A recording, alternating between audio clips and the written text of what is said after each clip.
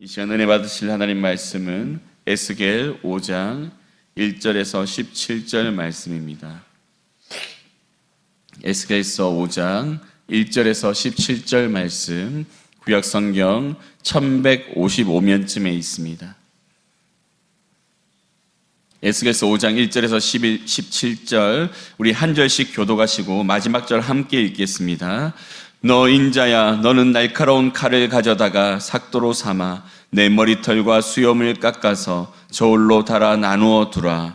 그 성읍을 애워싸는 날이 차거든 너는 터럭 3분의 1은 성읍 안에서 불사르고 3분의 1은 성읍 사방에서 칼로 치고 또 3분의 1은 바람에 흩으라. 내가 그 뒤를 따라 칼을 빼리라. 너는 터럭 중에서 조금을 내 옷자락에 싸고 또 그 가운데에서 얼마를 불에 던져 사르라. 그 속에서 불이 이스라엘 온 족속에게로 나오리라.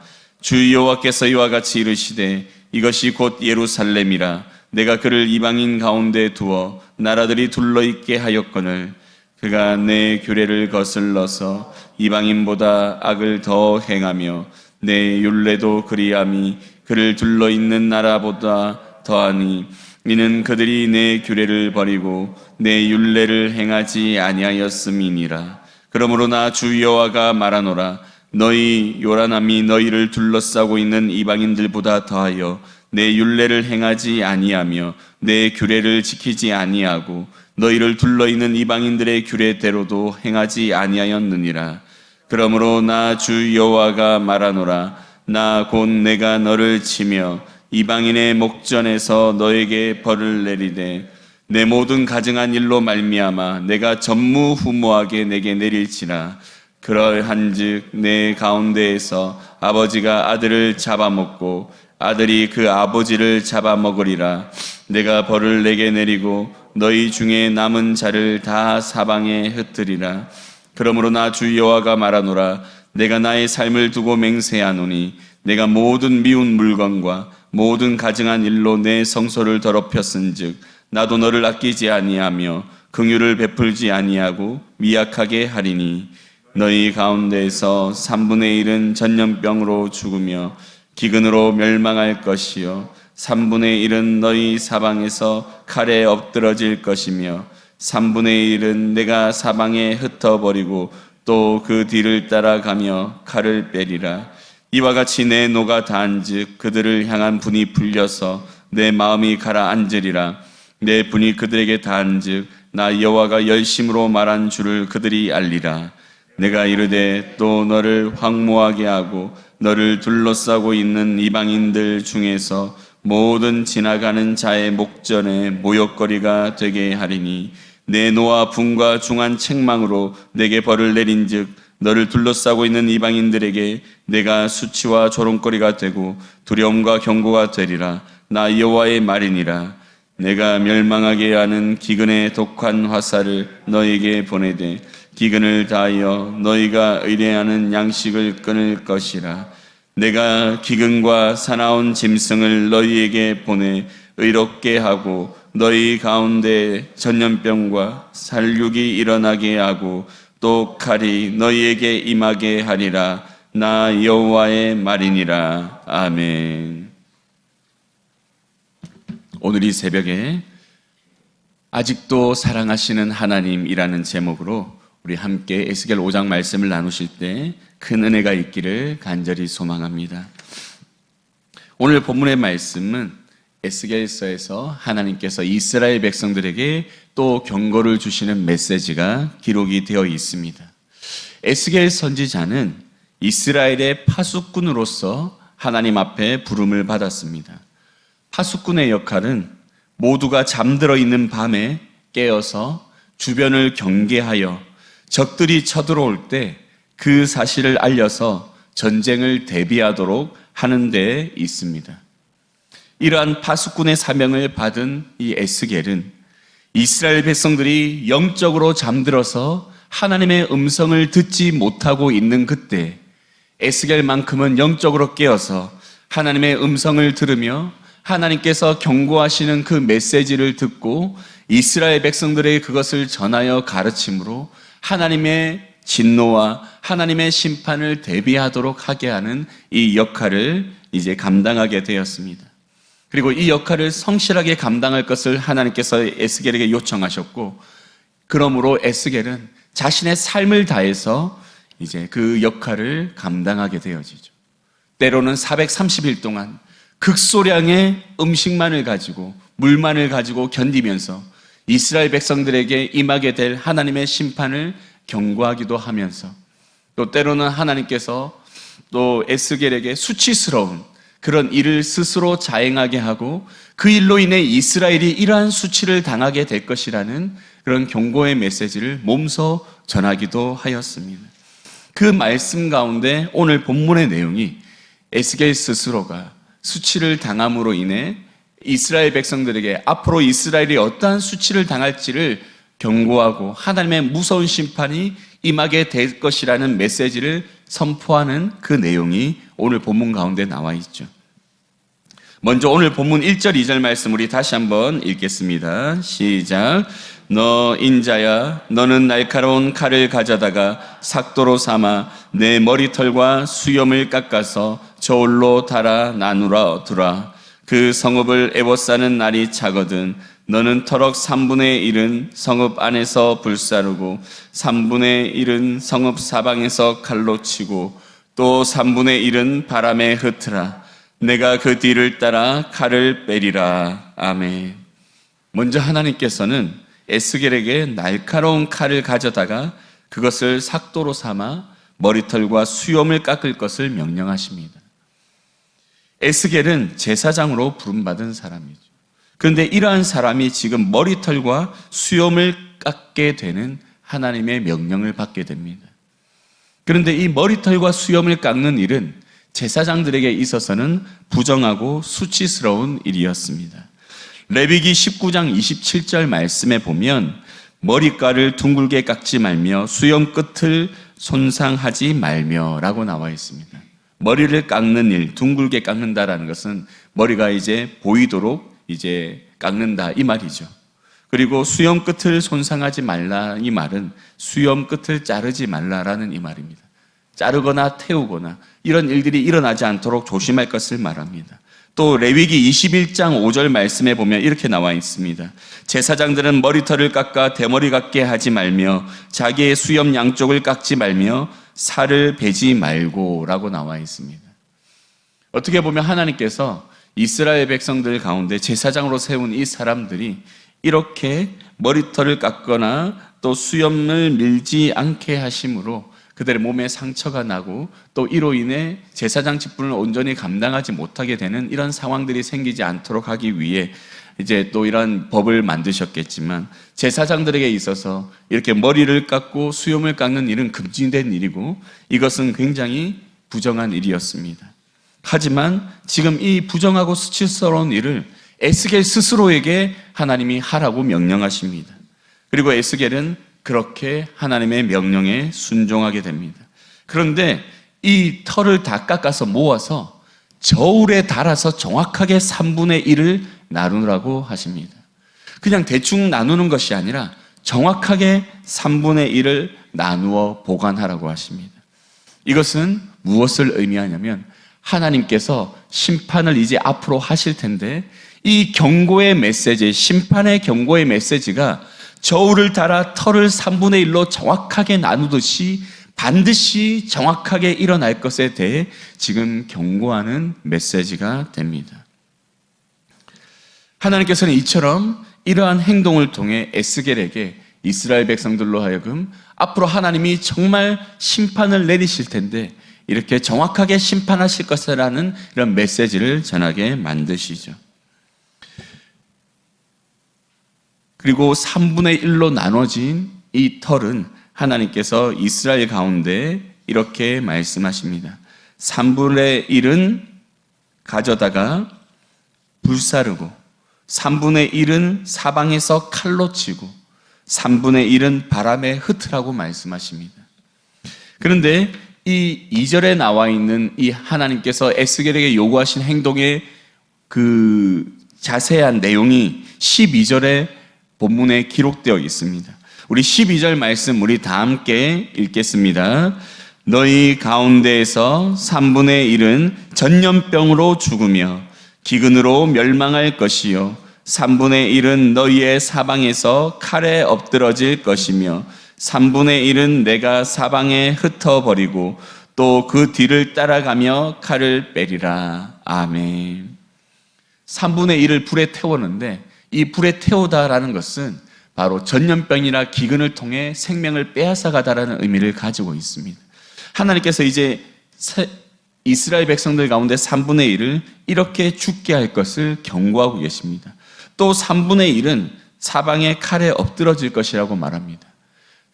털을 칼로 치라고 명령하신 그 하나님의 명령이 에스겔의 행동으로 나타나는데 그 행동은 하나님께서 이스라엘 백성들을 사방에서 칼로 말미암아 엎드러지게 만드는 그 결과로 나타나게 될 것을 가르쳐주고 있죠. 그리고 나머지 이제 남은 3분의 1은 이제 털을 바람에 흩었는데 이것처럼 이스라엘 백성들을 사방에 흩어버리고 그 뒤를 따라서 칼을 뽑고 따라가게 하겠다라고 말합니다. 이 말은 흩어지는 도망하는 그들을 따라 칼이 쫓아가서 결국에는 그들도 멸망당하게 될 것을 말씀하고 계시죠. 이처럼 무서운 심판이 지금 이스라엘에게 경고되고 있고 이 경고의 메시지는 에스겔 선지자가 저울로 3분의 1을 정확하게 달아 나누어서 보여줌으로 인해 하나님께서 정확하게 반드시 행할 것으로 선포되어지며 그들에게 주의를 주고 있습니다. 그런데 이스라엘 백성들이 이러한 어려움을 겪게 된 이유는 무엇일까요? 그것은 바로 그들의 죄악 때문이죠. 이스라엘의 죄악이 5절에서 10절 말씀에 기록되어 있습니다. 우리 5절에서 10절 우리 다시 한번 읽겠습니다. 주 여호와께서 이같이 이르시되 이것이 곧 예루살렘이라 내가 그를 이방인 가운데에 두어 나라들이 둘러있게 하였거늘 그가 내 규례를 거슬러서 이방인보다 악을 더 행하며 내 율례도 그리함이 그를 둘러있는 나라들보다 더하니 이는 그들이 내 규례를 버리고 내 율례를 행하지 아니하였음이니라. 그러므로 나 주 여호와가 말하노라 너희 요란함이 너희를 둘러싸고 있는 이방인들보다 더하여 내 율례를 행하지 아니하며 내 규례를 지키지 아니하고 너희를 둘러있는 이방인들의 규례대로도 행하지 아니하였느니라. 그러므로 나 주 여호와가 말하노라 나 곧 내가 너를 치며 이방인의 목전에서 너에게 벌을 내리되 내 모든 가증한 일로 말미암아 내가 전무후무하게 내게 내릴지라. 그리한즉 내 가운데에서 아버지가 아들을 잡아먹고 아들이 그 아버지를 잡아먹으리라. 내가 벌을 내게 내리고 너희 중에 남은 자를 다 사방에 흩으리라. 아멘.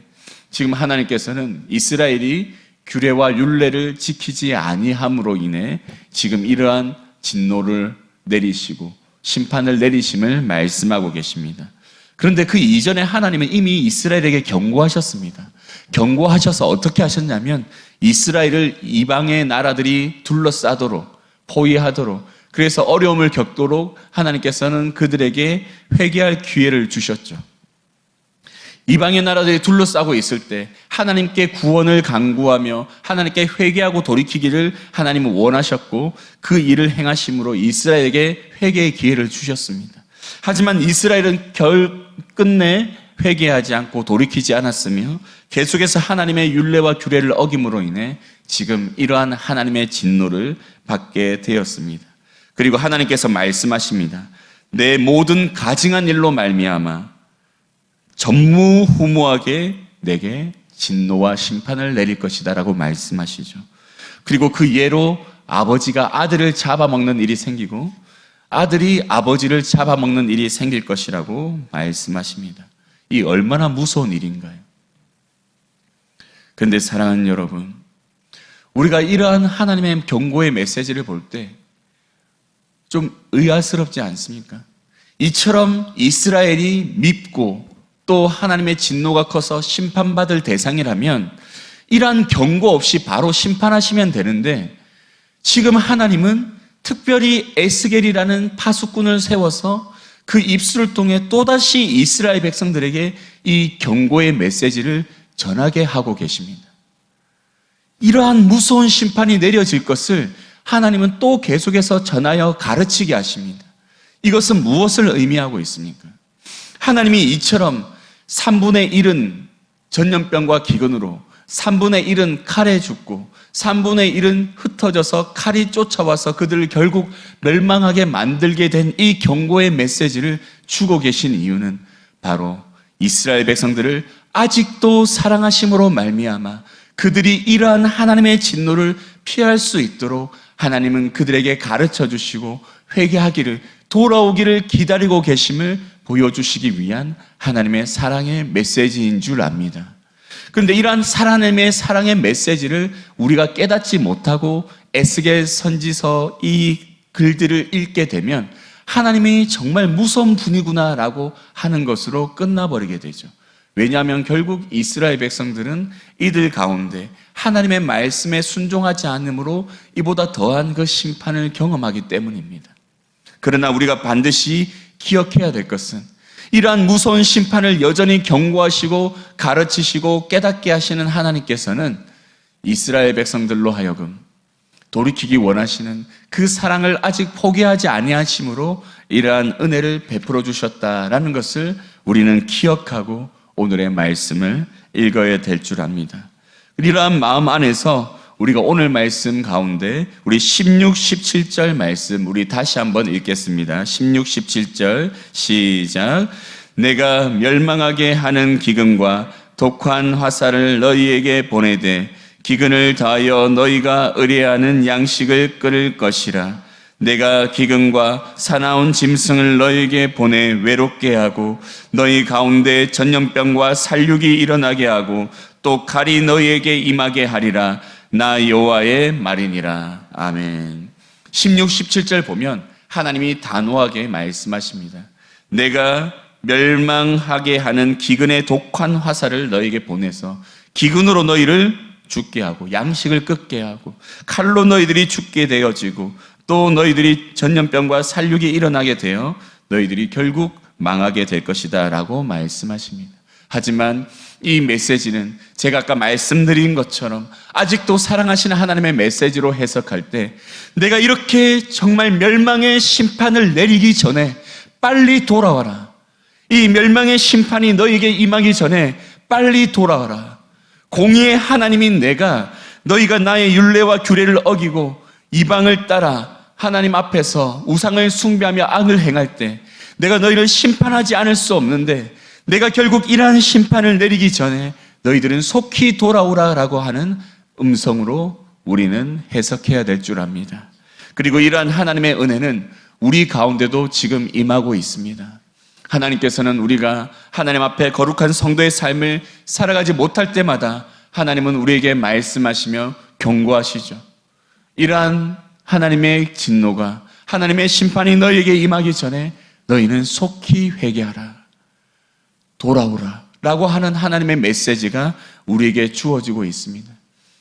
그런데 이것을 우리가 듣지 못했을 때는 우리의 삶 속에 큰 고난이나 어려움을 겪게 되어지죠. 그리고 그 고난 속에서도 하나님은 우리에게 끊임없이 말씀하십니다. 내가 속히 건져줄 것이니 나에게 다시 돌아오라고, 회개하라고, 돌이키라고 말씀하십니다.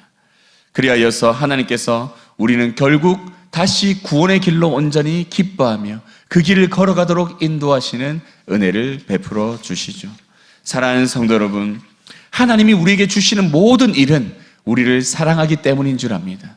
하나님의 목적은 한 가지입니다.